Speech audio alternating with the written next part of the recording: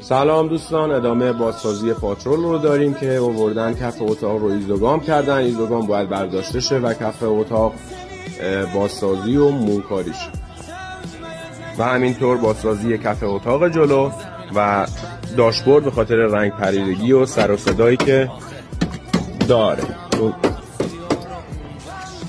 تمامی قطعات فایبرگلاس و جلو پنجره و سینی برف واکن و باله عقب باید باز شن و تماما ترمیم و نقاشی جدا جدا انجام میشه.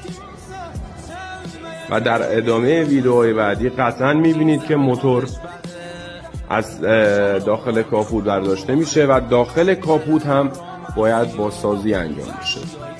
پوسیدگی‌های جزئی، تمیز کردن، از بین بردن قسمت‌های زنگ زده و کلیاتی که با جزئیات همراه خواهد بود. در ادامه بازسازی با ما همراه باشید.